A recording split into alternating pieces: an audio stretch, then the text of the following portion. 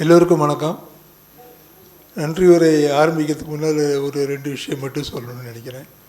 ஒன்று நம்ம அந்த இன்றைக்கி வெளியாகி இருக்கின்ற நாவல் காக்டைல் 2.0 அது ஆவநாழியில் தொடராக வெளிவந்தது. அப்போ அதனால் அது ஒரு புத்தகமாக வெளிவருது அப்படின்னு சொல்லும்போது எனக்கு படிக்கணுங்கிற ஒரு எண்ணமே வரல. ஆனால் அது திரும்பியும் படித்து பாருங்கள், ஏதாவது பிரச்சனை இருக்கா பாருங்கள், ஒட்டுக்காக படிக்கும்போது ஏதாவது தெரியுதா பாருங்கள் அப்படின்னு சுதேசமித்திரன் சொன்னார்.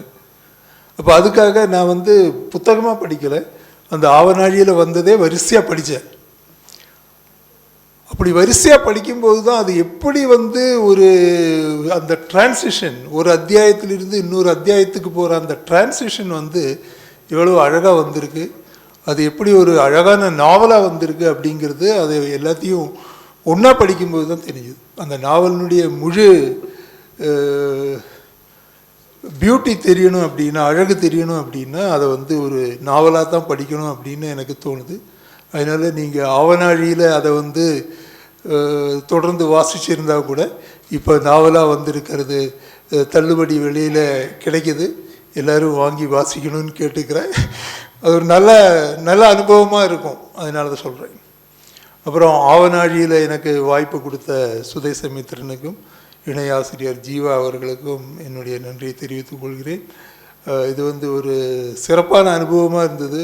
நான் சாகிற வரைக்கும் வேலை செய்யணும் அப்படின்னு நினச்சிட்டு தான் இருந்தேன்.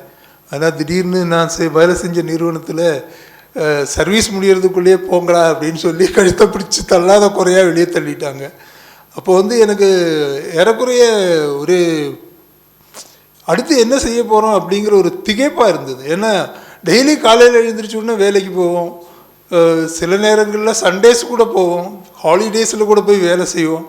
அப்படியே பழகிட்டு எந்த ஒரு விசேஷத்துக்கு யாராவது கூப்பிட்டா கூட இல்லை ஆஃபீஸில் முக்கியமான மீட்டிங் இருக்குது அப்படின்னு போய் சொல்லிவிட்டு அதை எல்லாத்தையும் தவிர்த்துட்டு ஆஃபீஸை கதின்னு வேலை செஞ்சுட்டு இருந்த எனக்கு திடீர்னு அதை விட்டு போகணும் அப்படின்னு சொன்னபோது நாளையிலேருந்து என்ன செய்ய போகிறோம் அப்படிங்கிற ஒரு திகைப்பாக கூட இருந்தது.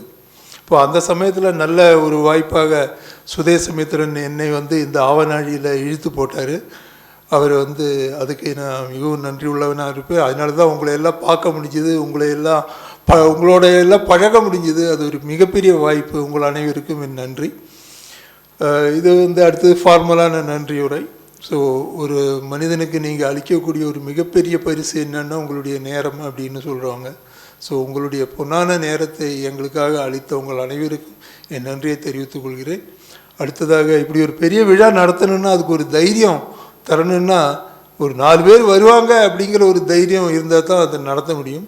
அந்த தைரியத்தை கொடுக்குறது யாருன்ட்டா மேடையில் இருக்கிற இவங்க தான். So Nanjil sir, Sukumaran sir, JKP sir, Ravi sir, Kaushik எல்லோரும் இப்போ மேடையில் இருக்காங்க. அவங்களுக்காக 4 பேர் வருவாங்க அப்படிங்கிற ஒரு நம்பிக்கையில் தான் நாம் இந்த விழாவை நடத்தக்கூடிய ஒரு தைரியம் நம்மளுக்கு வருது.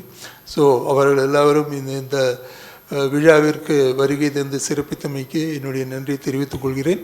அடுத்ததாக பொருளுதவி செய்த நண்பர்கள் அனைவருக்கும் நன்றியை தெரிவித்துக் கொள்கிறேன். அதில் முக்கியமாக பெரிய அளவில் பொருளுதவி செய்த Chandrakumar Chicago, Selvakumar Singapore, Thanupillai Dubai மற்றும் அனைத்து ஆவநாழி நண்பர்களுக்கும் நன்றியை தெரிவித்துக் கொள்கிறேன்.